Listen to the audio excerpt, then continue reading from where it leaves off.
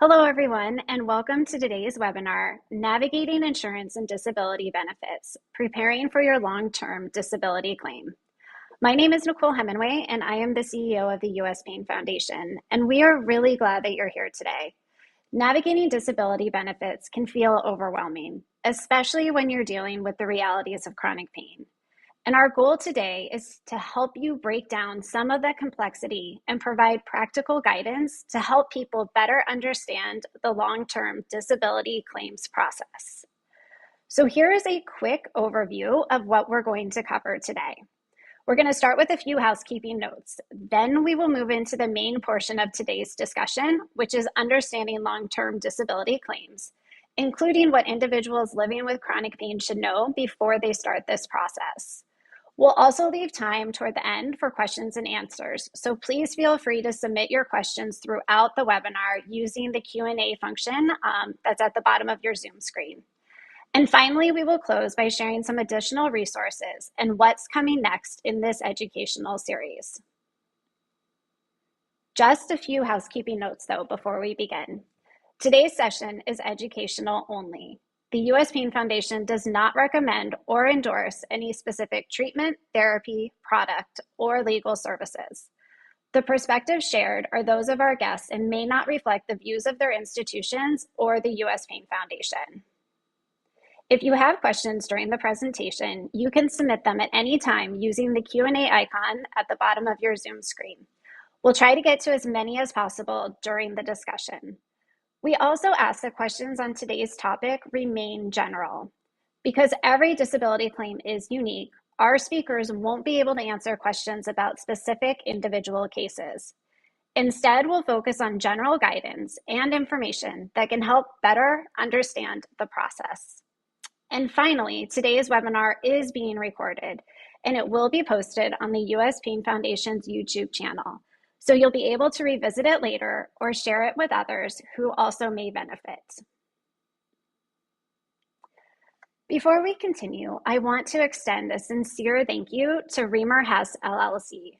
We are grateful for their generous support and for sharing their time and expertise to help individuals living with pain better understand the disability benefits process. Educational programs like this are only possible because of partners who believe in empowering patients with information and resources. So to the team at Reamer Hess, thank you so much for helping us make today's conversation possible. Now it is my pleasure to introduce our speakers for today. We are fortunate to have experts joining us who bring both the professional expertise and the real-world perspectives to this conversation. Together, they offer insights into the legal framework behind the disabilities claims, as well as a personal experience of navigating these systems while living with chronic pain. As a reminder, before we begin, please make sure that you submit your questions through that Q&A box, and we're going to address as many of them as possible during the discussion later in the program. So first, I am pleased to introduce Jennifer Hess. Jennifer is a partner at Reamer Hess LLC, a New York-based law firm who focuses on ESRA and long-term disability law. ESRA is the federal law that governs many employment, retirement, and disability insurance plans. She has more than a decade of experience representing professionals and executives in long-term disability claims, administrative appeals, and related litigation. Jennifer is also a national recognized speaker on disability law and a co-author of the book, ESRA Disability Claims and Litigation. She has contributed to numerous legal publications through organizations including the American Bar Association, the New York State Bar Association, and the American Association for Justice. We're really grateful to have her here with us today to help us walk through the legal aspects of the long-term disability process. Next, we're joined by Samantha Ladich. Samantha is an associate at Reamer Hess LLC, where she works closely with individuals navigating the long-term disability process. Her work focuses on ESRA long-term disability matters, including claims filings, administrative appeals, benefit protection strategies, and related litigation. She also advises clients on issues such as severance review and early exit considerations. helping individuals better understand their rights and options during complex transitions. We're excited to have Samantha here today to share her insights. And we are also joined by Mike Meller. Mike is an entrepreneur, business strategist, and founder of 742 Advisors, where he works with professionals and organizations on growth strategy, marketing systems, and client development. In addition to his professional background, Mike brings a deeply important perspective to today's conversation. As someone living with chronic pain who has personally navigated the disability claims process. Since his diagnosis, Mike has also been involved with the U.S. Pain Foundation as an advocate and volunteer, helping to support and empower others facing similar challenges. Today, Mike will share the lived experience side of navigating disability benefits, and he'll also be joining me later during the Q&A portion of the program to help facilitate audience questions. So Mike, I actually am going to start with you. I would love for you to share a little bit about your personal journey with chronic pain and what it was like navigating the disability process, because I really think that is going to set the stage when we turn it over to Jennifer and Samantha to really go into more detail about what that process looks like and how we can better empower ourselves along that journey. So thank you so much, all of you, for being here today. And Mike, I'm going to kick it off to you. Great. Thank you so much, Nicole. And yeah, obviously a very important conversation, both today and Thursday as well, talking about the Social Security process. And I guess it's important to kind of start by saying that, I don't come at this from wow, I did this well, and this is a completed operation by any stretch of the imagination. I'm still, in the middle of trying to navigate the approval, appeal, denial process, and obviously the administrative burden that just comes with trying to get right, trying to get better, and trying to add value in the world. I think like many of the people on this call, it happened pretty quickly, and it kind of blew up the life I knew. And I'm still sort of picking up the pieces and trying to kind of navigate this through. And so hopefully some of these lessons and the things that I wish I had done better, trying to share those and hope that the audience here and our friends and fellow pain warriors can try to learn from these lessons. So before I kind of came down with it all, I had a pretty good gig going. I'm a massive music fan. I seen probably 400 concerts. I worked in music and media law, flying to Miami and LA, hosting Grammy parties, the whole nine. It was all pretty great. Just to back up, I had ankylosing spondylitis. I was diagnosed when I was 28 years old. A lot of pain. I had a number of different surgeries. Would have some pretty bad days, but generally it was decently manageable until COVID came along. COVID came along and just kind of wrecked my world, essentially. Brain zaps, falling out of bed, cracking your head on nightstands, numerous surgeries, sensory issues, wearing sunglasses and earbuds everywhere I am. Trying to kind of focus on things for a few hours at a time. Couldn't do it. I'm probably 250 different insurance claims, 50 different doctors. They found a fractured vertebra in my spine. I basically spend, 4 days a month, in a hospital. And it's pretty difficult to work full time in that sort of world. But, that's essentially my baseline.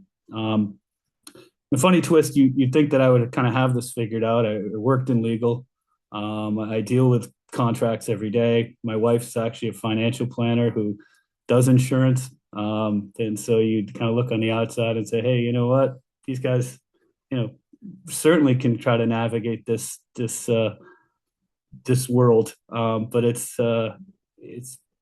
not so easy. And obviously when you're, struggling to, kind of type on days and, these burdens that are kind of coming at you and it's a full-time job in itself. And if you could do it, if I could have done it, I probably wouldn't have been on disability in the first place. And so that was, a pretty key lesson early on. But there's a number of lessons. First of all, I didn't click the box to get social or to get short-term disability. Fortunately, my firm had paid for long-term disability. If they hadn't, I wouldn't have checked any boxes and wouldn't be. I just I have no idea what I'd be doing. Um, and it's it's it's just been pretty crazy. I had no idea who to call. I didn't know what to do first.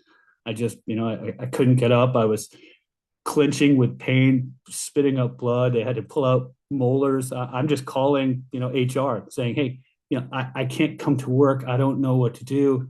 They just wanted me back at work full time. And a little bit of a spoiler alert, HR's job is to protect the firm and to keep that plan compliant and not to be your personal advocate.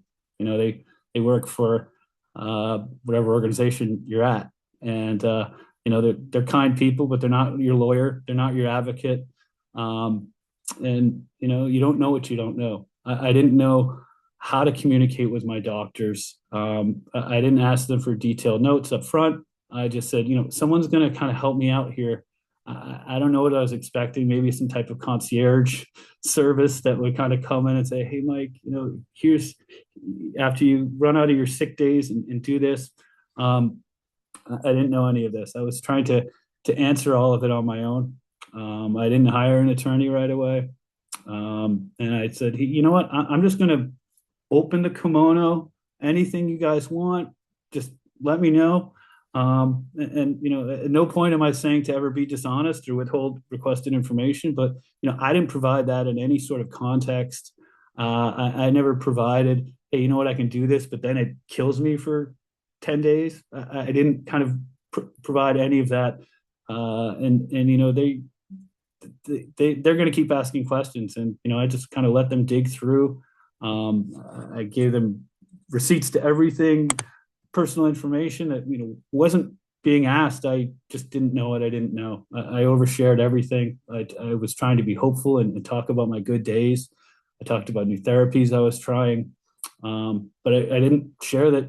Hey, this works sometimes, and it's not linear. And I some days I literally can't get out of bed. I didn't think to kind of talk about this stuff, and what I didn't know that disability, insurers and investigators, frankly, are trained to kind of hunt for anything that looks inconsistent, whether that's on social media. And I'm going to let the let the ladies speak to that a little more effectively. But to me, I was saying, hey, you know what, I'm really trying, and I'm really, this is hopeful. I'm really hopeful I can get here, and to them, they can view that as potential ammunition.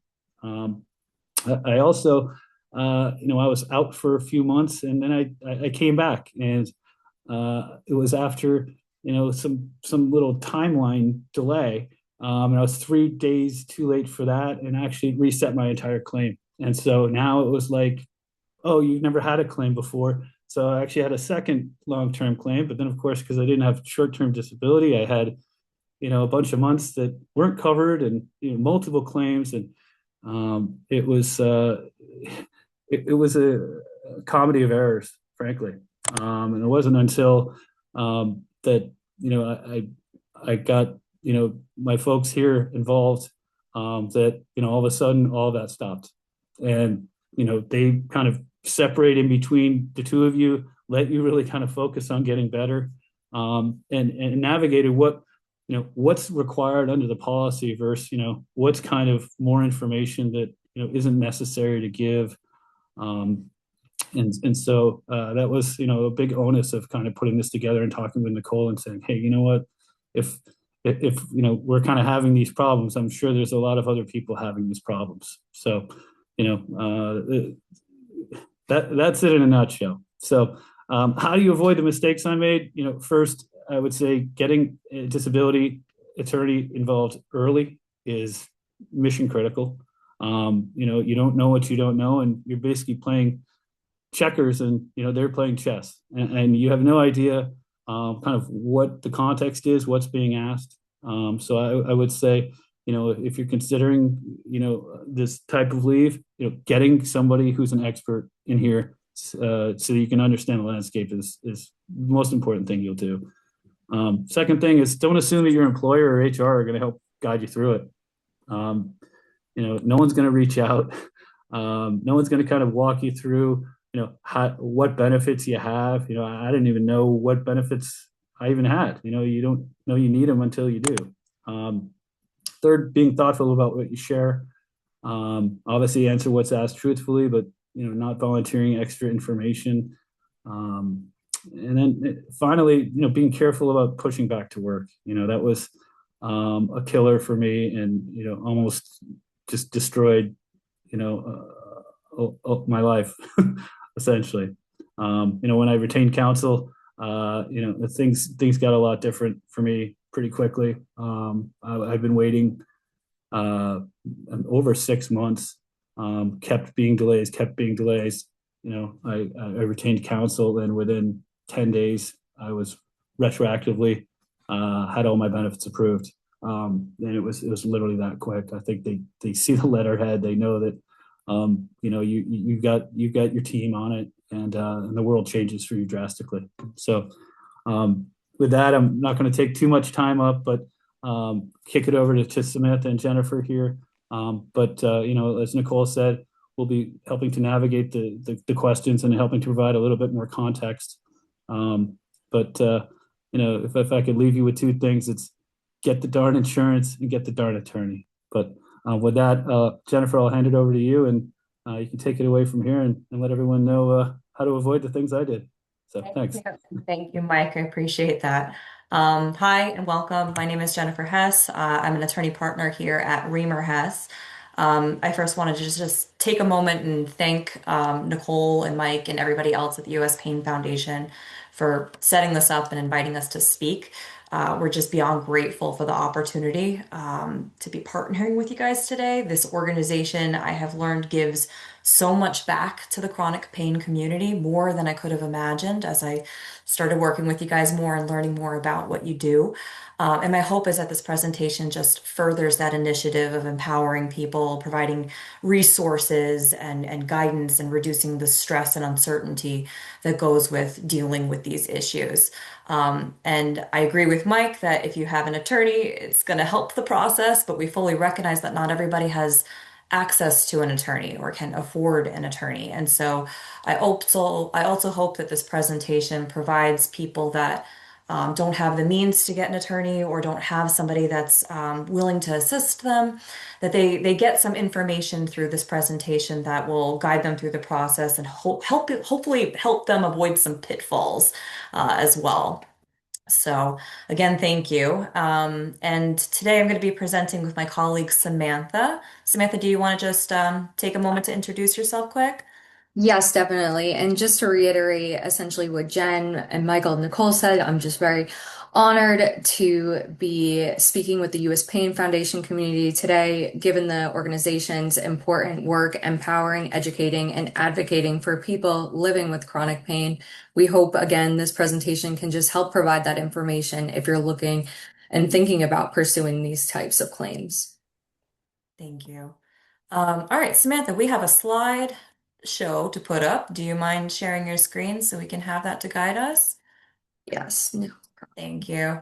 And I'll just mention we also provided some written resources because we recognize that not everybody, especially when you're dealing with chronic pain, a lot of people have issues paying attention and processing verbal oral information. So we also created a written blog post and more detailed resource that you'll be able to access through the Pain Foundation, which Nicole will be mentioning and describing more how you can access that later on. But I just wanted to give the heads up.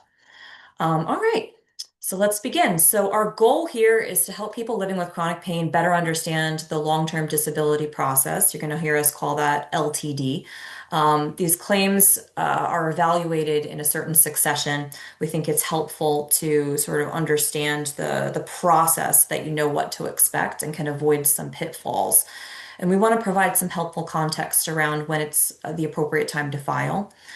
We want to provide information about important employment related considerations that you need to be aware of. Also highlight the necessary medical support and documentation that you'll need to be successful. And also the basics in navigating communications with the insurer. And again, as Nicole had mentioned, none of this is intended to provide legal advice. We always recommend consulting with an attorney if possible. And this is rather more generic information that can be used to and be applicable to basically anybody's claim. All right. So let's start by talking about when is it the appropriate time to file? When should you start thinking about filing an LTD claim? The general rule of thumb, it's that you should start thinking about filing when work is becoming unsustainable. So there are some people who, you have a horrific accident, there's a traumatic brain injury, a car accident, something that happens, and it's very clear that you need to file a claim at that point because you're hit with pain and other symptoms immediately. But for a lot of people that we talk to, that have chronic pain, they've been dealing with it for a while, and it's kind of difficult to tell when should I pull the trigger? When should I take the leap? I've been working, I've been suffering, I've been trying my best. I don't know when's the right time. And so for a lot of people, it's more of a gradual buildup when they realize that they need to file a claim rather than just a light bulb going off and they understand that they need to do it. So we typically will tell people they should look for things like declining stamina throughout the course of the workday, maybe more frequent pain flares. Maybe you're having difficulty maintaining pace or focus throughout the day. Maybe you're having increasing recovery time at the end of the workday, like you sign off at 5 o'clock and then you're just on the couch laying down for an hour or 2 hours, or you're finding that, on a Friday night, you have no energy left to live your life over the weekend. These may be signs that it's time to pull the trigger and to file a claim. Also, if you're calling out of work more frequently, not just for doctor's appointments, but because of pain flares, or you're having to take time off task and rest throughout the workday, that's something that can really affect your productivity. This may be time to think about filing a claim. And this is also the point where a lot of people fear that they're going to be fired. A lot of people are worried that now their employer is starting to notice that they're having performance problems, and they're thinking that they're going to be on the chopping block with the next layoff, or, just get hit with a separation notice. Other people might be more secure in their employment. Maybe they're flying under the radar. They don't really feel like their job's in jeopardy. Maybe they have more senior status, or there's not a lot of oversight, or they work very independently, or they have great coworkers that have been helping to cover for them and pick up the slack. Those people, although they may not feel at risk for termination, they can often realize that it's time to file when they're realizing how it's affecting their quality of life. So maybe they're not afraid of getting fired, but they realize at the end of the day that they're really struggling. That might be the time to start thinking about this. And I also like to give the warning: a lot of people that think they're flying under the radar are not. There are a lot of conversations happening behind closed doors with HR about how you haven't been, meeting your targets and delivering work the way that your employer expects.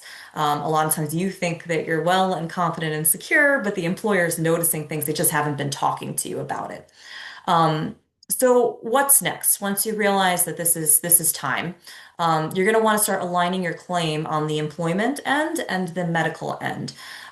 It's really important to understand that most people's LTD coverage is tied to their employment status. They need to be an active employee when the disability claim begins, because it's an employee benefit. There are other products that you can go out and purchase in the private market, like private disability insurance, which we're not really talking so much about today. We're more so talking about the one that most people have in the US, which is the employer provided benefit. So typically this coverage will terminate at the end of your employment. So it's very important, where possible, to start to get the process going while you're still actively employed. You want to start getting your ducks in a row before you're terminated. So what you can do to get this ball rolling is to first have a conversation with your doctor, checking to make sure that your doctor is going to support your claim before you're terminated from employment is really, really helpful, so that you're not in a position where you're scrambling to get your doctor's support or to get your doctor on board. and make sure that your doctor is going to be willing to fill out forms to support this process. Your doctor is going to be really important throughout this. They have to fill out a number of forms and provide medical documentation and answer questions by the insurance company doctors. So knowing that they're going to support your claim before you start this process is really critical and helpful. Um, you then, once you know that you have your doctor's support, typically what we'll do is we'll, where possible, tell a client to call out sick on the day that they see their doctor and have their doctor sign a note confirming that they are, in fact, disabled. And then you have that note to secure the beginning of the disability claim.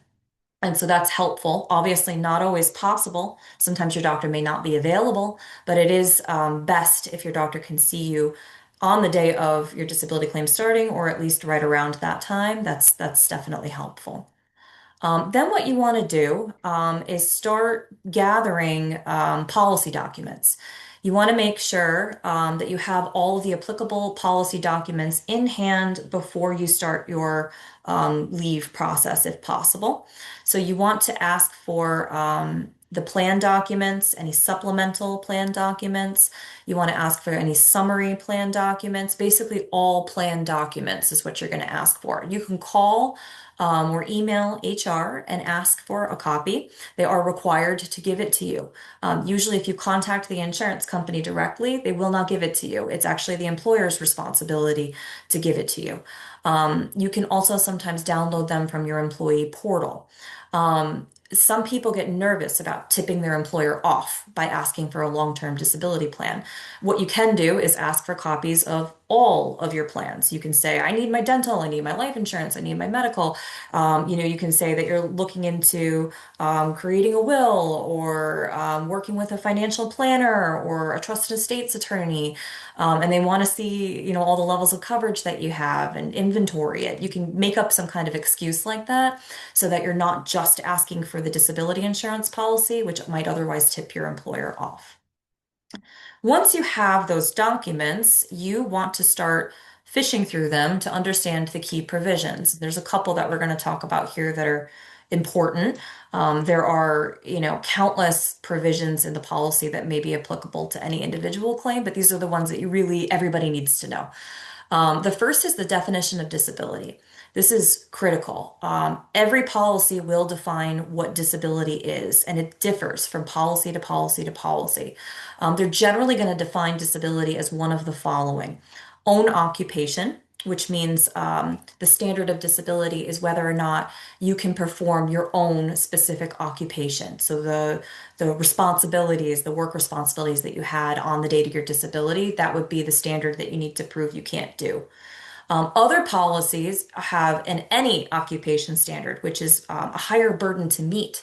If you have an any occupation policy, you have to show an inability to perform any occupation that the insurer considers reasonable based on your training, education, and work experience, typically, and sometimes based on your age, too, depending on the terms.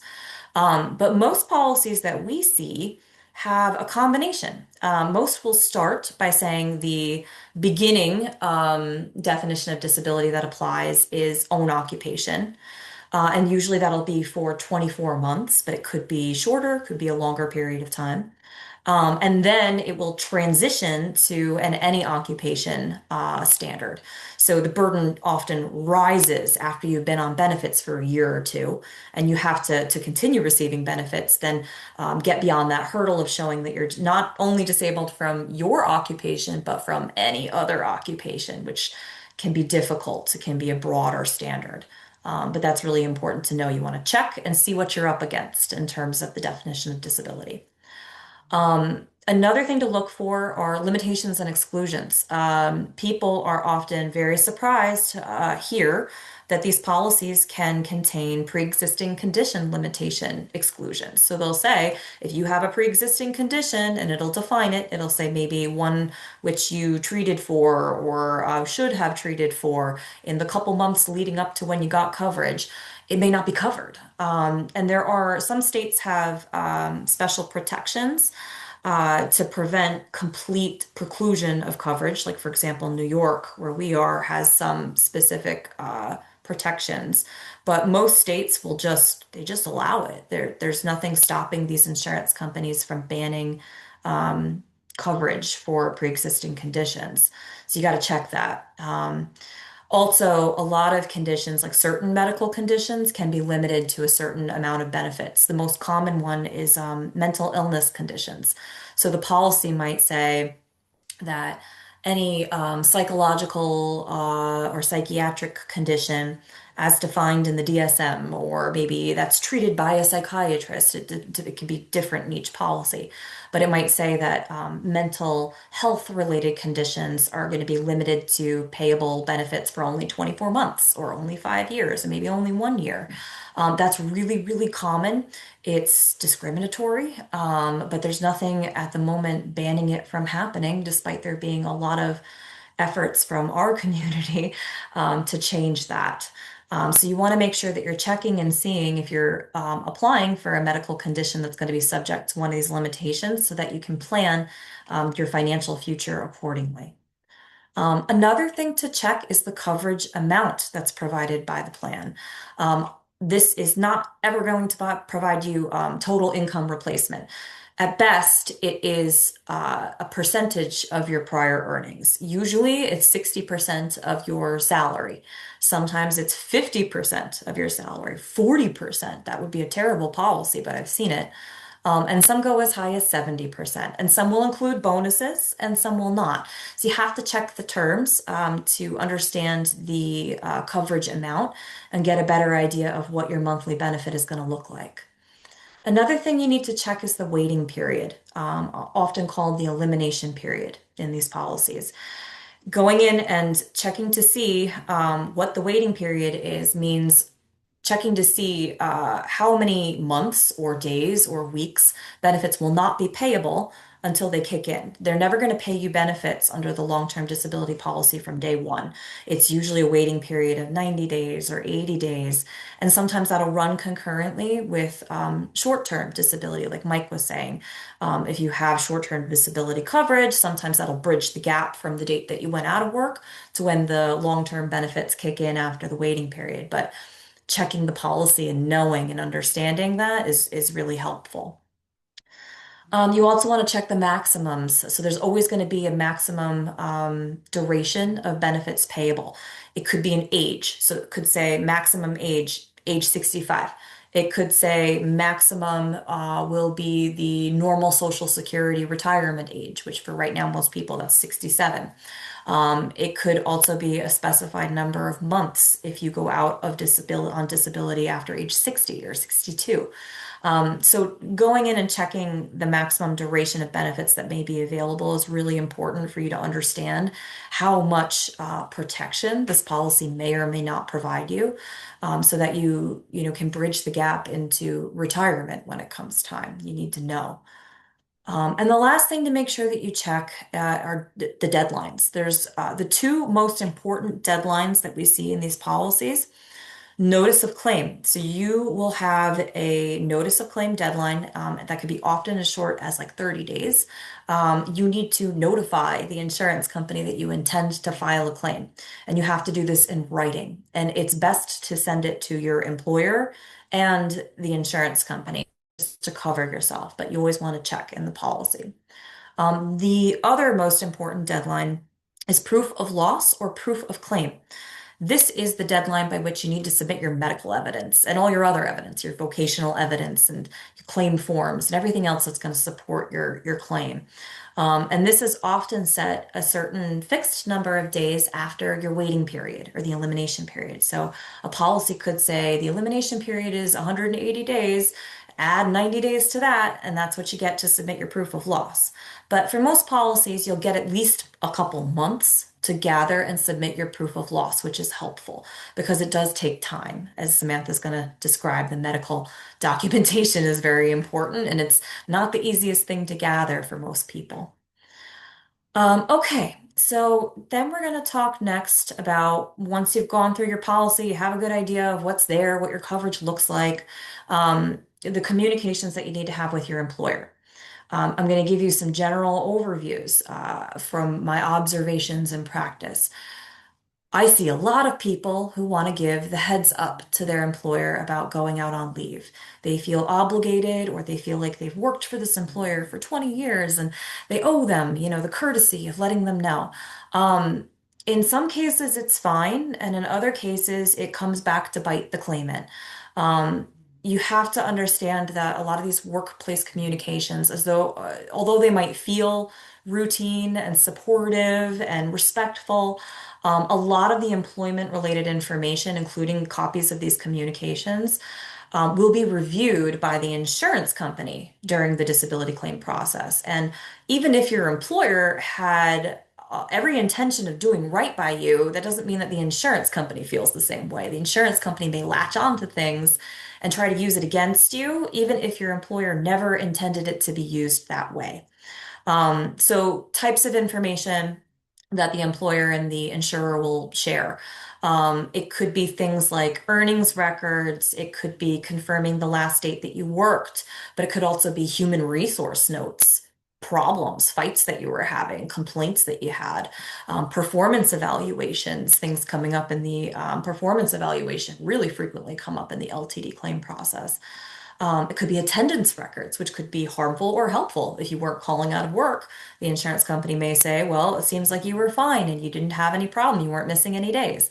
And if you were calling out of work too much, sometimes the insurance company will say, you just had a bad attendance record. You clearly didn't want to work. And so obviously, you just thought you were going to get fired, and that's why you're filing this claim. We've seen them blame problems at home, like you filed recently an FMLA claim to take care of a sick parent or child, and you just wanted more time. Like we see these excuses used in claims constantly. It's not great, but you need to understand that it will make it into the hands of the insurance company, and they're going to spin it in a way that benefits them, not you. They're not interested in, paying your claim. They're interested in making money by denying claims.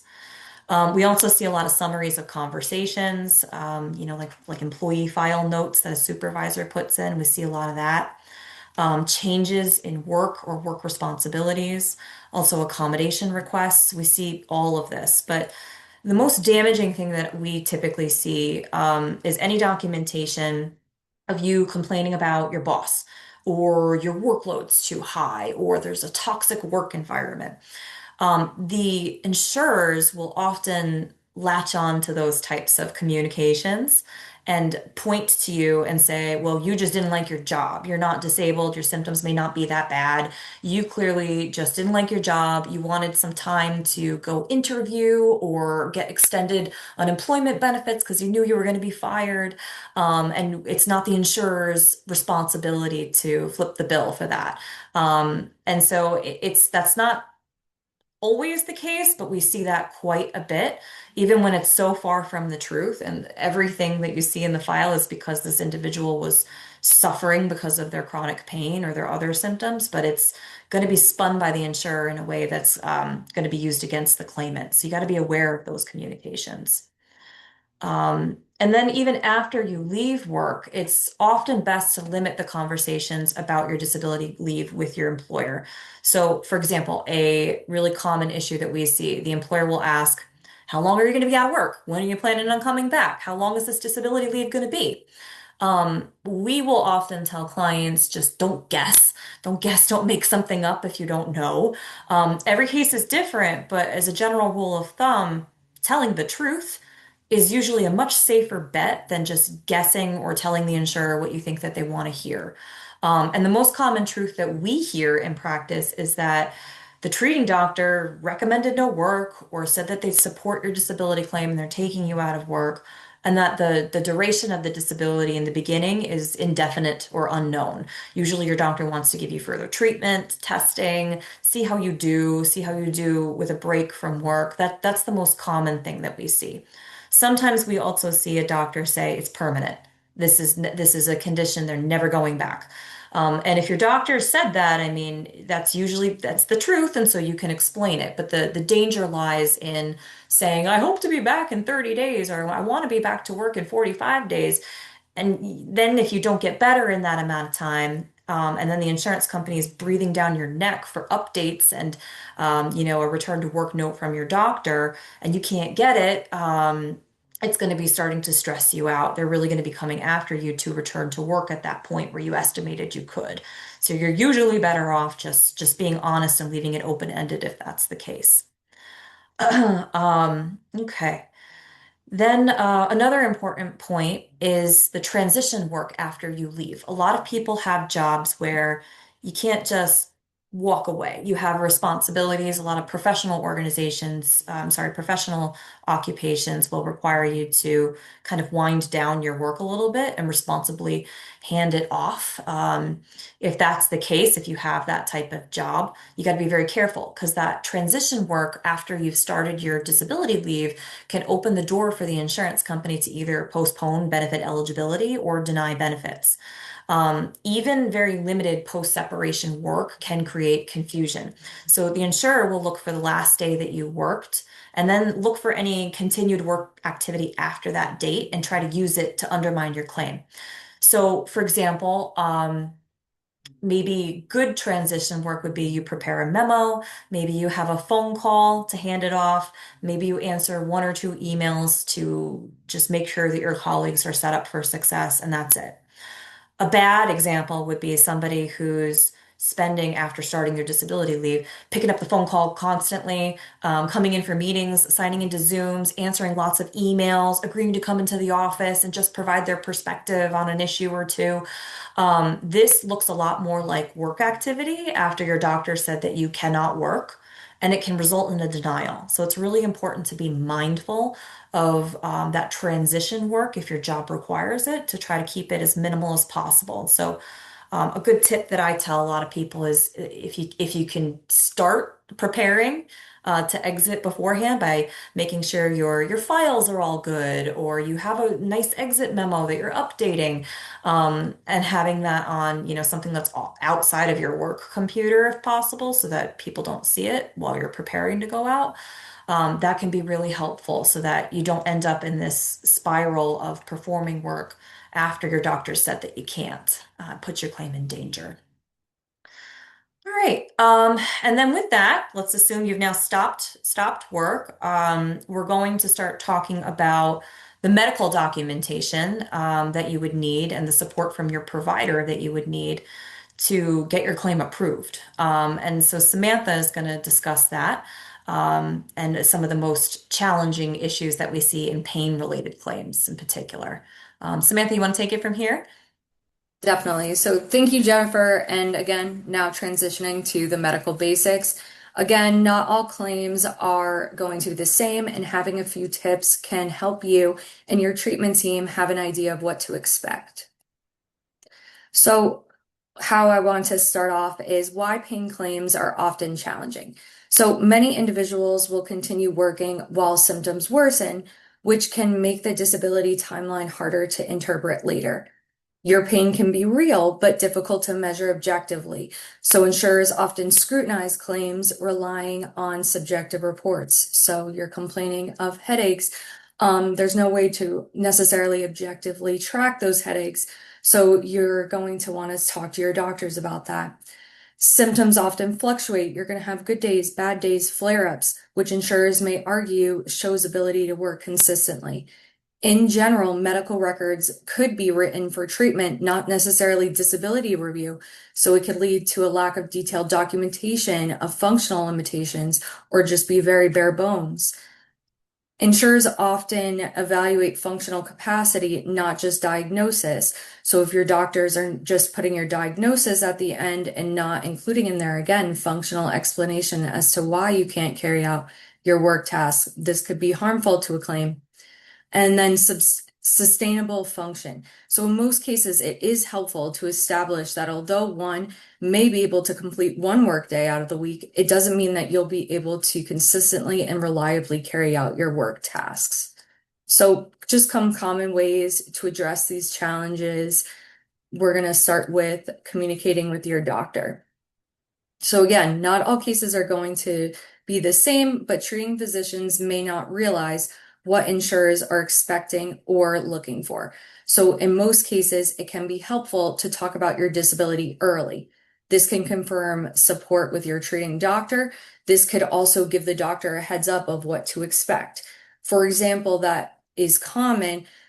And not all insurers are going to ask for just these, but commonly forms are something that almost all claims have to have filled out. Some practices may not permit their doctors to fill out forms or respond to insurer questions. It could be helpful to learn this information in the beginning because even if a doctor is supportive, they may not be able to participate, and this could run into issues with finding medical support. It could also be a situation where your doctor is hesitant to assess total disability. But as Jennifer explained, these policies have very specific definitions of disability. And even if any occupation standard is applicable to you, it could be what is reasonable considering age, education, experience. So explaining this to your doctor can put them in ease to make them more open to maybe supporting your claim. Again, every situation is different, but it may be helpful to ask your treatment team for additional treatment or follow their recommended treatment. And this could help you avoid potential insurer critique. So for example, sometimes doctors know the clinical presentation of a radiculopathy diagnosis or pain radiating from your shoulders or to your extremities, but they'll just give the diagnosis, whereas without objective evidence or an EMG, for example, an insurer can conclude otherwise. Another example may be you tried physical therapy in the past. It didn't give you that much help, or your doctors may believe it won't provide additional help, but insurers see this as non-participating and not seeking active treatment, which can ultimately hurt your claim in some cases. You're going to want to hopefully discuss some function with your doctor. I touched on this a little bit in my prior slide, but to further expand, chronic pain often permits short periods of activity. So it could be helpful to include in the record difficulty standing, sitting, walking for prolonged periods, endurance across full work day or work week, needing breaks or needing to change position, difficulty with repetitive movements like typing is limited, time off task, ability to recover sufficiently between work days, fatigue, cognitive effects, or medication side effects impacting a full work day can all be helpful in helping support your claim. Additionally, in general, having early documentation of declining work tolerance, worsening flares, or reduced recovery can help explain why work eventually became unsustainable, and this will establish a baseline where you may have been able to perform activities in the past, but now at a specific point in time, you can no longer do that. This can help demonstrate functional decline, even while treatment continued, which again, insurers may incorrectly assume that treatment should always lead to improvement, which we all know that's not true. It could just help you keep your baseline, essentially. Further communications with your doctors that can be helpful is to document your variability in your chronic pain. Fluctuating symptoms are going to be expected, but not inconsistent. Commonly, we see in records that state you're feeling better, and this leaves out the couple days before your medical appointment where you were having a bad flare. So in general, try to describe what happens between visits, not just on those good days. Most cases can be stronger if the records provide context as well. So if improvement mentioned in there, it would be helpful if your doctor can provide context. So was this pain improvement transient? Is it to a level of a reliable and consistent return to work? Having that further explanation can help strengthen any insurer critiques or review. Another way besides communicating with your doctor to strengthen your claim, and in most cases, some of the most important aspect is helping to show chronic disability through objective evidence. So some examples I have on the slide are diagnostic testing. So that's x-rays, CT scans, EMGs, MRIs, but this could also be just in-office clinical examination, findings during appointments. Additional objective testing could be functional capacity evaluations, which are done by trained physical therapists These evaluate common work tasks, like how long you can sit in a given workday, how long you could walk, how long you could use your hands, how much you could lift, reach, aspects of your job that can show that you can't perform sedentary work or light work. An additional objective evidence could be during an independent medical exam, where an independent doctor separate from your treatment team reviews your records and performs a physical examination that could be further support for your claim. In most cases, not one test or evaluation can be guaranteed to make a claim successful, but in most cases, that objective evidence helps. For example, a common issue we see: many legitimate pain conditions can yield normal diagnostic test results. So this could be the EMG or the scan that appears normal because you're not having a flare-up or it was on a good day. Because of this, clinical explanation from your doctor and support from one of these functional capacity evaluations or independent medical examinations can help support that diagnosis still.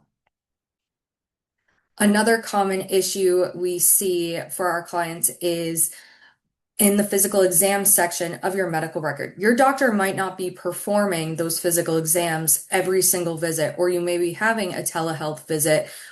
It is important that once you do go in and have that one-on-one time with your doctor, that there is a physical examination done, especially if you are worsening with your limitations, so the records can reflect accurate reduced range of motion, neurological finding, pain responses, or behavioral observations. If your doctor is noticing that you're fidgeting during the appointment or having to get up, change position, it's helpful to have that included. In most cases where symptoms, exam findings, treatment history, functional limitations, and treating doctor opinions align, the medical record becomes clearer and harder for an insurer to dispute. So now moving on to Jennifer again for some insurer basics. Thank you. Okay, great. So now I want to take the opportunity to talk about the insurer's role and some of the communication issues that you should be aware of when you're dealing with the insurer. And this is kind of assuming now that you've gathered all your documentation, you've gone out of work, you've gathered all your documentation, you've submitted it. Now the insurer is going to start their process of reviewing the claim and investigating the claim. And so we want to talk about some of the ways that this works and the things that you need to be aware of throughout this process. All right, so once you submit your evidence and your proof of loss and the claim forms, all the stuff we were talking about, this means that your claim is filed. And you want to make sure that you keep proof that you filed your claim. You want some sort of receipt, whether that means that you sent it certified mail or FedEx or email and get confirmation of receipt or fax, whatever it may be. Hold on to some kind of copy of that receipt or proof that you've submitted it, because these insurers receive a lot of claims and stuff just magically goes missing. So it's really important to make sure that you keep that in your pocket in case they ever say they didn't get it and they say that you blew the deadline. All right, so once the claim is filed, the insurer will then assign a representative to your case. And that representative will be there. It's kind of like a claims adjuster to manage the claim. And it can change throughout the course of the claim. Sometimes it'll get reassigned. So you always have to pay attention to who's the primary point of contact that you're dealing with. Note that the representative may seem supportive and empathetic. They can be trained to be this way, okay? But their role is really not to be your friend and rather to evaluate the claim under the terms of the policy. They're not going to advocate for you or work with you really hard to try to get your claim approved. Their responsibilities more so include reviewing the information you submit, collecting information, going through the medical records and deciding which doctors at the insurer those should be funneled to for medical review, and determining then whether the benefits are payable under the policy language. They're not going to go above and beyond to help you. A lot of times it's difficult to even get them on the phone. As I know, Samantha, you've had a couple cases in the past year where it's like you're just begging for somebody to call you back. It's really really difficult. Sometimes it can be like pulling teeth. Um, so because these insurers are managing financial risk, they're often going to use the information that they're reviewing. They're going to interpret it against you as a claimant, basically. They're not using it in a way that's helpful to you. Rather, they're going to look at it in a negative light. Can we deny the claim? That's always what they're going to be thinking because they're operating under a conflict of interest as both the payor and the decider of the benefits. So here are some examples. Maybe you submitted some ambiguous information. It's a little unclear. It could be interpreted one way or another. But you could bet that the insurance company will almost always interpret it negatively against you, not in a positive light. They're not going to just give you, the claimant, the benefit of the doubt. They're going to use it against you. Also, missing records could lead to assumptions that there was maybe medical improvement or lack of severity, or maybe they just assumed that you stopped treating simply because there was a gap where your doctor didn't provide a couple months of notes. There could also be medical notes suggesting improvement, maybe minor improvement or temporary improvement. Maybe you had, an epidural steroid injection, or you had some sort of therapy that temporarily reduced your pain, or you found some other way to cope on a temporary basis, but it's not something that is giving you sustained relief. But the insurer will, and the representative will latch on to the doctor's notes that say you had minor temporary improvement and say that you seem all better now. And they might do that rather than giving more weight in the records to documentation of ongoing pain, restriction, fatigue, limitations. They just kind of turn a blind eye to that, latch on to the improvement note and take it from there. So this is why it's really important. The clarity in the documentation and the consistency in the documentation are just so important with communicating with the insurer and making sure that the medical records are clear. You don't want to be leaving any room for misinterpretation. Um, Another quick tip is that although the representative may help get the records, it's ultimately your responsibility as the claimant to submit enough information to support your case. So understand that the representative, even if they tell you that they're going to help gather information, they're not going to go out of their way to make medical record requests for every single doctor or to make follow-up calls when your doctor doesn't respond. A lot of them just kind of sit back and see what you submit. So it's really more on you to make sure that the representative gets everything that you think is relevant to your claim and everything that you want reviewed. It's also helpful to ask that any questions the representative has are asked in writing. That is helpful. You don't want to, if you're having phone calls with the insurer rep, you want to make sure that they're not misinterpreting the way that you're wording something. You want to make sure that they're actually documenting what you said in the file. And you also don't want to end up in this like cat and mouse game of a phone tag where they're calling you and you call them, you miss their call and you're calling them back and then you miss them and then you're on the phone for like an hour and a half on hold. Ask to do it in writing, ask to have the email. That's always much easier and more efficient. It leaves less room for misinterpretation. Another quick tip is to remember that the insurer, during its investigation, will very frequently conduct surveillance. They do video surveillance. They also do online social media surveillance. And so now it's not just worrying about the video recording of you walking your dog or taking the trash out. It's also every little move that you make on the internet that you do need to be aware of. And that seems to be more problematic in more recent claims, recent years than the video surveillance, because the online social media surveillance is much cheaper for these insurance companies and it's quick. And they can take things out of context very easily.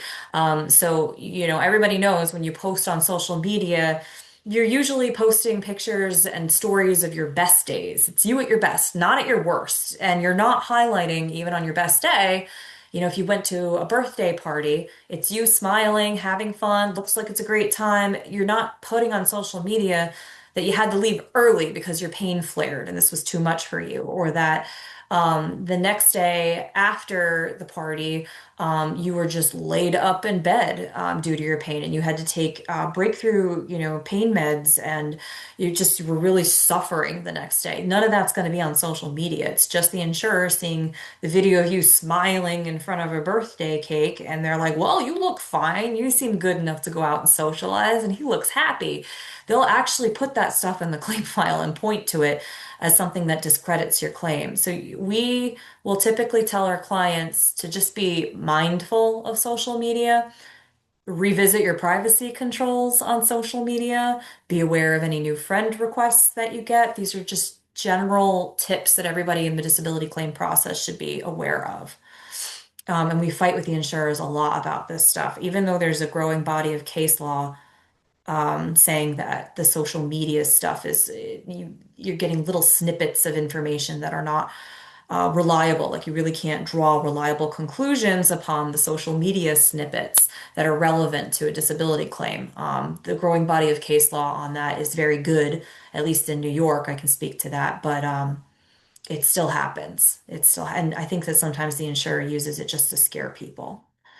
Um, Okay, let me go on to the next section here, Samantha, the insurer's communications. So, let's see. Sorry, hold on one second. Another thing is that sometimes these claimants feel pressured to share information. Mike was talking about this earlier. You said open the kimono, Mike, but you kind of feel like, well, I have nothing to hide. I'll give you whatever you need. And people will overshare, and sometimes they get nervous and they'll ramble, or they just give more information that is necessary, or they'll speculate. Like if the insurance company asks, like I said earlier, when are you going to go back to work? And you're like, I don't know, like my doctor hasn't told me. But then they keep pressing you and they're like, well, don't you think maybe after 60 days? How about after a couple of months? Or how maybe you should have that conversation with your doctor. Like they might pressure you to say something else and change your answer. That happens a lot. So you have to be aware of that and try not to overshare or let that pressure crumble you. Usually the way that you answered the first time was right. And if they keep asking follow-up questions is because they're trying to chip away at your initial response. Um, it's also helpful to focus on providing factual information about just the things that are relevant to your condition. So like your diagnosis, your treatment, your functional limitations, your treatment history, your current work capacity. If, the rep is, you don't need to tell them about your upcoming vacations and travel. And unless they're asking directly, you don't need to be giving them information about your hobbies and the things that you do for joy. Like that's not relevant to the claim. If they ask you point blank, you may need to answer because they could otherwise say that you're being uncooperative. But there's really no need to divulge that sort of information without them, soliciting it from you. It usually can only lead to harm, not help, if you do. Um, okay. Also important, I mentioned it earlier, a little similar, but don't speculate about the future. A lot of people that we work with, they're hopeful about returning to work at some point, and they'll tell the insurers, I'm hopeful that I can, but my doctor hasn't cleared me yet, or it's not looking like that's a realistic expectation for me. But then I see other people that have dealt with the insurer on their own, and they'll say, I think I just need a break. I plan to be out on disability for about a year. I'm probably going to have surgery, and then I'll see how it goes. And then they decide not to have the surgery, or they change their treatment plan, or they get worse. And the insurance company is breathing down their neck at that 1 year mark because that's what they told the insurer. They were hoping to get back to work at that point. Then they're going to start asking questions like, well, why didn't you have the surgery? And what changed, So you're better off just not speculating about the future and letting the uncertainty sit. You don't have a crystal ball any more than these insurers do. And so it's not your responsibility to make predictions about what may happen in the future when you don't know. So that's a tip that I give to everybody. It's applicable in just about every claim. Okay. Um, Consistency is also critical. The insurers will compare the information across everything. So all of the forms that you filled out, The doctor's assessments, if you have three doctors that provided an assessment of your restrictions and limitations, you better bet the insurer is going to sit there and look at all three and how do they stack up against each other. And the one that's the most limiting, the insurer is going to say that that one stands out and isn't as credible, and that even your doctors don't agree about, how functionally limited you are due to pain. So it's really important to make sure that you understand your doctor's assessment of the restrictions and limitations.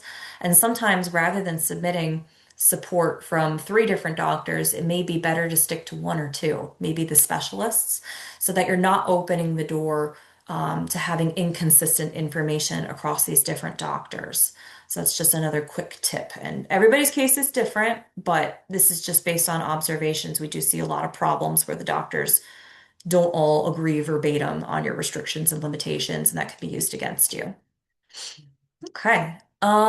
Samantha, do you want to go? I think we have the key takeaways at this point, and then we can open to questions. But essentially, key takeaways here is that the pain-related disability claims often will require extra layers of context and clarity.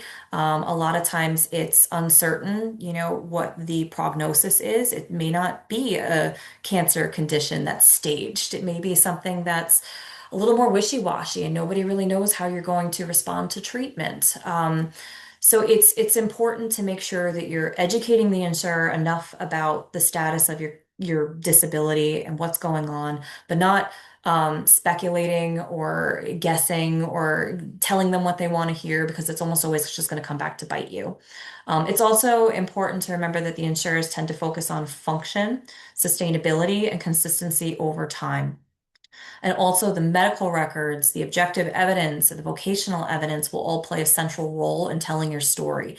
It's not enough to just tell the insurer that you're disabled or have a doctor say that you're disabled. You need to have a complete package of medical and vocational evidence that supports the claim. And everything in that package should be consistent to give you the best possible chances of success.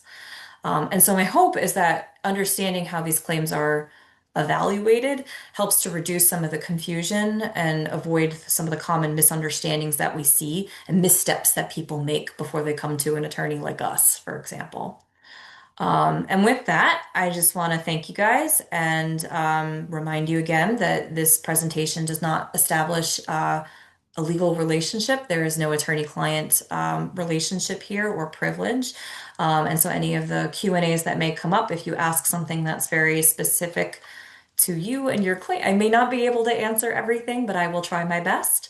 And I always do recommend consulting with an attorney for help or at least an assessment of your claim if possible. Sometimes the attorney can help flag things that you just otherwise wouldn't have known, or they might see something in your policy that you just didn't even, it's a rare provision that came up that nobody warned you about. So sometimes even just having that consultation and having somebody look at it can be really educational, even if you don't move forward with that attorney. All right, well, thank you guys again. I appreciate this. Do we want to open to Q&A now, Nicole? Does that make sense? Absolutely. First of all, I just want to say thank you so much, Jennifer and Samantha. This Thank was you. eye-opening for me. I learned so much. I was taking notes, but at the same time, it was also really easy for me to understand. So I just want to Good. start there. I know Mike and I are going to kind of tag team. So I'm just going to ask the first question and Yeah. then I'll let Mike take over from there. Because one question that we heard was that individuals have been trying to find somebody to represent them for LTD. Mhm. And it's been really, really a challenge and a struggle to find someone who will take it on, especially if they're looking into that appeal for an LTD appeal. Mhm. Um, is there somewhere you recommend people looking for recommendations, or can they find representation outside of the state that they live in? Yeah, there are a lot of firms, including mine, that practice nationally. So although we're located in New York City, we can take cases at the administrative level throughout the country because it's subject to federal law, ERISA. What we can't do is we can't assist by suing the insurer in your state. We would need to get local counsel to do that. But I'm not alone in this. There are a lot of other law firms that, they're headquartered in one state, but they have a national practice. And so if you're finding trouble, hiring an attorney in your state, I would maybe reach out to one of those national practices. For example, we get a lot of callers from Texas. There's like one guy in Texas that does this, and if he doesn't take your case, you're kind of up the creek without a paddle. You have to kind of go outside your state. Hawaii, Alaska, there are places where they're just Alabama. There aren't a lot of people that do it. And so, I think it's often good to at least touch base and have a consultation with somebody that's local because maybe they have a good network of people that are local, like doctors that they work with. Maybe they've worked with your treating doctor and have a good working relationship. You might want to leverage that. But other times, bigger or more national practices have greater resources in other ways and may be able to help you in a state where you just don't have many options. That would be my suggestion is to try both. And you don't really need to worry unless you're suing about having somebody local. Wonderful. Thank you so much again. And Sure. echoing Nicole and everyone here. Just a few more that came in. Love to Yeah. get your feedback. Do you always start with short-term disability? How do you switch? Do you start kind of parallel tracks? I obviously had a different situation, and I know that you can't speak to individual situations, but can you just kind Yeah. of walk us through maybe the HR process? Like when is it FMLA? When is it short-term? When is it? Yeah, it's like a dance between these different programs sometimes and different plans. Not everybody has short-term disability. And not everybody has access to FMLA protections either. If your employer has less than 50 employees, you don't have FMLA protections. But yeah, generally you would start the short-term disability process and the FMLA claim process from day one of going out. And then you have to funnel supportive medical evidence and claim forms and your doctor's notes and whatnot to the short-term disability department and then they'll approve the case and usually they'll approve it in increments. So they might say we're approving it for 30 days and then we're going to approve it for another 30 days and then we're going to re-review it and then do it. So a lot of times it can make your doctor really annoyed because your doctor's having to fill out all these forms and recertify your disability and they're like, I just saw you 2 weeks ago. I don't want to see you again, like stay out. But yeah, that process can be incremental often. Sometimes we'll see that the carrier will approve to maximum duration, so the whole period of STD will be approved all at once. And then what we typically do is as the STD is ending, it's coming to an end, like you're maxing out on it, you're getting into the last maybe 2, 3 weeks. This is when we want to make sure we have our ducks in a row to start filing the LTD claim. Ideally, we start doing that process during the STD phase so that when it comes time to file the LTD claim, we could just get it in immediately. Because if you wait, you have more time. You do usually have time, depending on the policy, what the deadline is to file the LTD. But if you wait too long, you maybe hit the deadline, maybe the deadline's fine, but then the insurance company is going to take 3 months to review your claim, and you're sitting there with no income, not knowing if this thing's approved because your STD's been exhausted. So we try to avoid that gap in no income between STD and LTD by getting the LTD claim filed right around the time that the STD claim is ending. It's also beneficial to know as well, even if your short-term disability insurer is the same insurer as your LTD insurer, they're completely separate departments. So one can be approved outright to maximum short-term disability, and that doesn't mean you're going to have a successful LTD claim. You still want to start off strong, build that medical support, and build your claim on both sides. Mhm. Right. Seeing another sort of emergent theme here, which is around mental health, Mm-hmm. chronic pain. You've got kind of Yep. psychological things, the nasty interwoven component of that. Mm-hmm. Can you, kind of, what would you focus on? How do you prioritize? How does that all? Yeah, well, it's a good question, and a good theme. This could be a presentation in and of itself, honestly.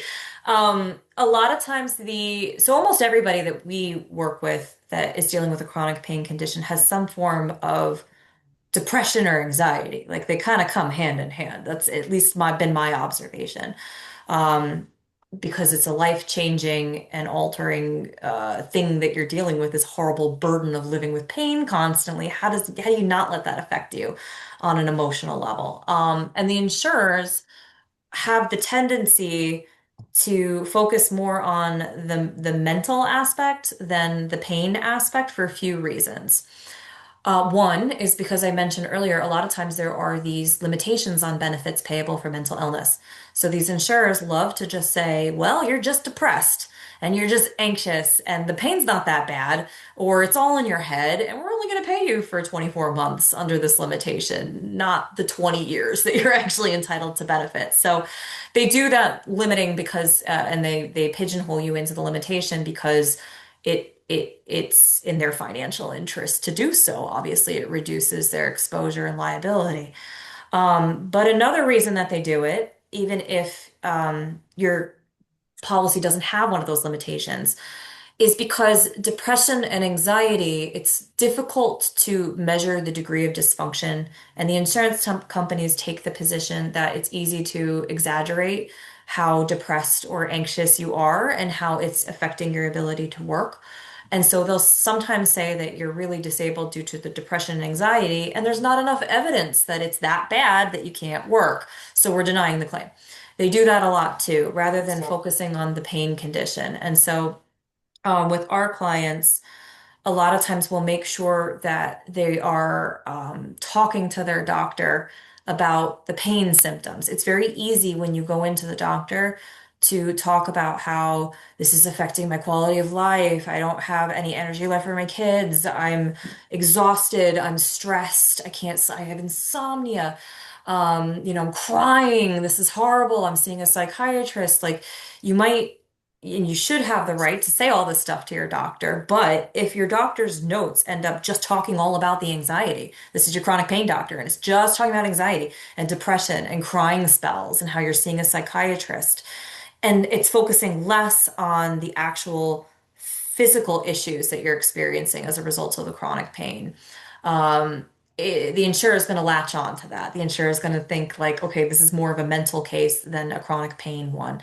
We see that happen a lot. And we also see a lot of conditions, and I'm sure there are a lot of people in this organization that have overlap, but like you have Lyme disease and chronic fatigue syndrome or long COVID or these conditions that can cause pain and fatigue and emotional changes. And the insurers will kind of compartmentalize the different diagnoses and tend to focus more on the mental ones. And so it's really important to make sure that you are consistently treating with a doctor that gets it, and it's a doctor that's really focused on the pain. So, like an interventional pain medicine doctor, a PMR doctor, could be a spinal doctor, neurologist, rheumatologist, whatever the nature of your condition is, you want to be treating with them rather than just a psychiatrist and like a primary care doctor. That's usually the way to do it. And sometimes we will, depending on the circumstances, have the treating psychiatrist we get like a note from the treating psychiatrist that says, yeah, I'm treating for depression and anxiety. It's secondary to the physical pain or whatever other symptoms they're dealing with. And the depression and anxiety don't independently rise to cause a disability. Like they're not psychiatrically disabled. They have a separate medical condition for which, I'm deferring opinion. And then you have the physical doctor that asserts that there's disability. That's often the best way to compartmentalize it in a way that is helpful to you rather than hurtful.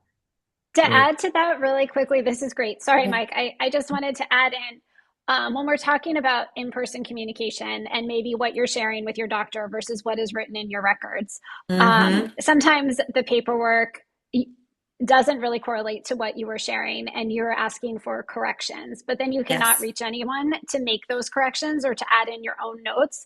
What Mhm. recommendations would you have at that point for individuals that are sort of in this spinning wheel of trying to make corrections? They can't reach anybody, they're waiting on hold for hours, and they don't know what to do at that point.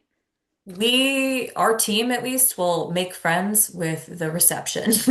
And so they can call the treating doctors and their offices and explain the situation. This contained an error.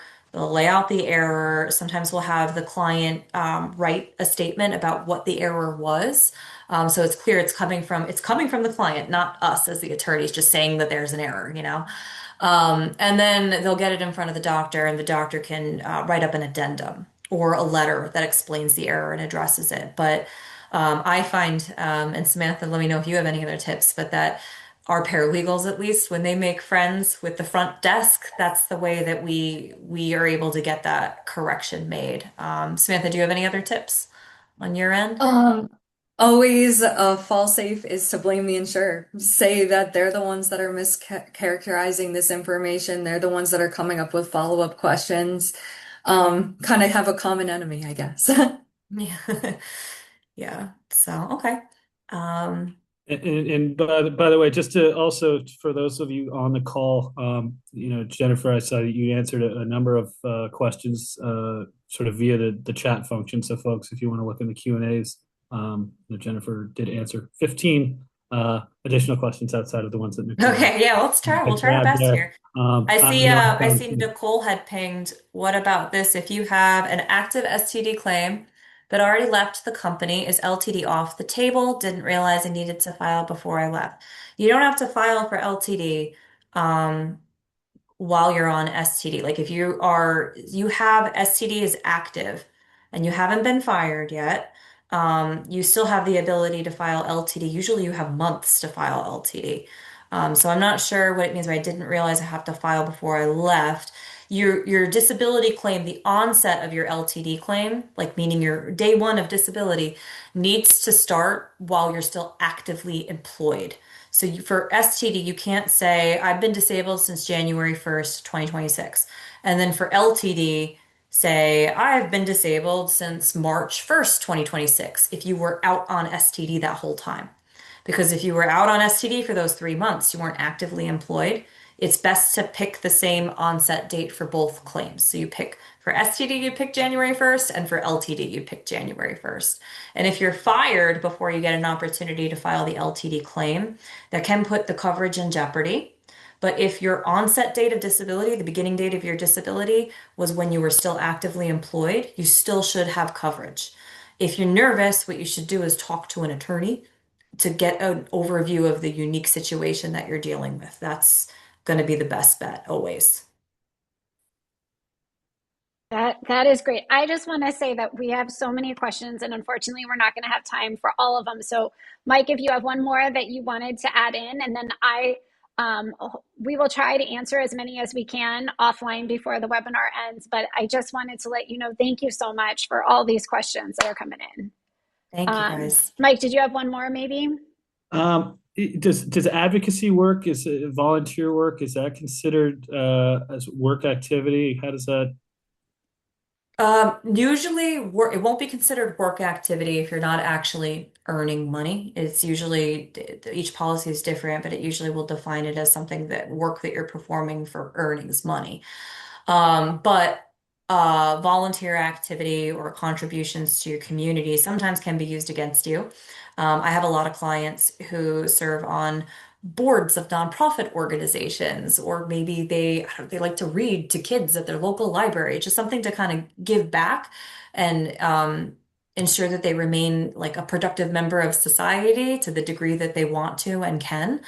And the insurer will sometimes latch on to that and say, well, that activity shows that you could work. That activity shows that you have the ability to concentrate despite you saying that you can't, or you must have the ability to sit despite you saying that you can't. And we have to remind the carrier that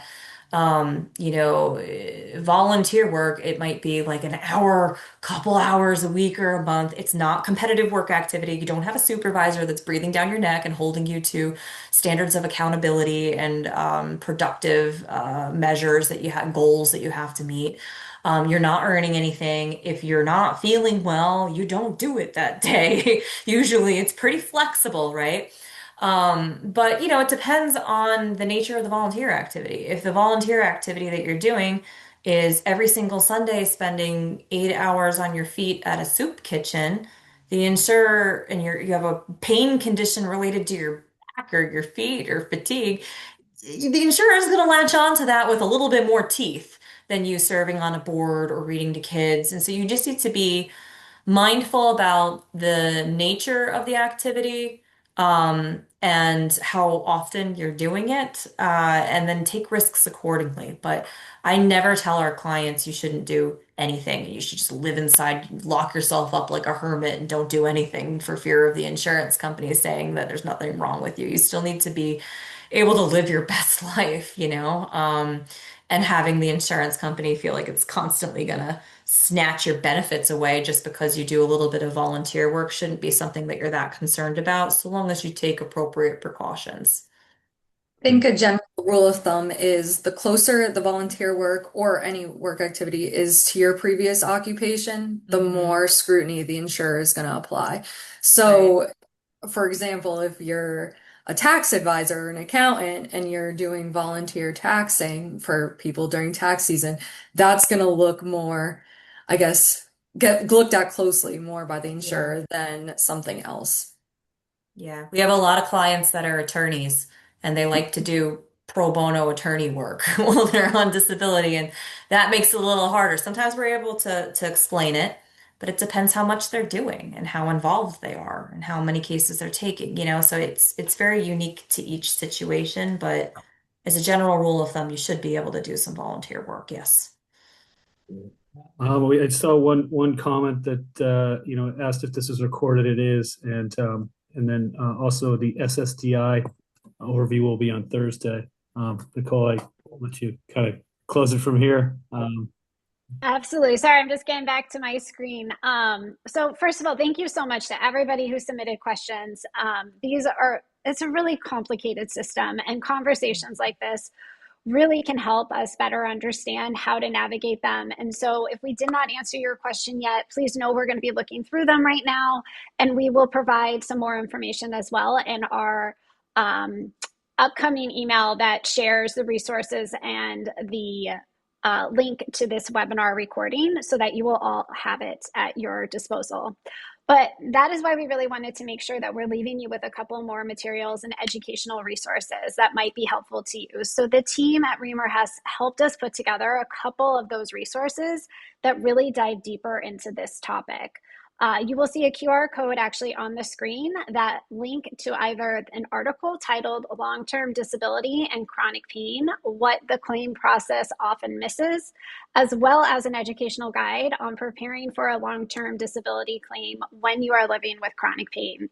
So please feel free to use those QR codes to find them. And you can also find these resources easily on our website at uspainfoundation.org. And then Mike already touched on this, but I also wanted to share that we invite you to come to our part 2 of this webinar series that is taking place this Thursday, March 12th, from 1 to 2:30 p.m. Eastern. This session is actually going to focus on Social Security disability benefits, and we are going to be joined by an attorney firm, Markoff and Mittman, who specializes in Social Security disability law. So they will be talking through and walking us through how the Social Security Administration elevates disability claims, what types of medical and functional evidence are required, and what individuals should expect throughout that application and appeals process. We'll also discuss common reasons claims are delayed or also denied, since the Social Security process can differ from private long-term disability insurance. So again, if you would like to register, you can use the QR code that you see on our screen, but you can also register by visiting our website and going to the events page at uspainfoundation.org.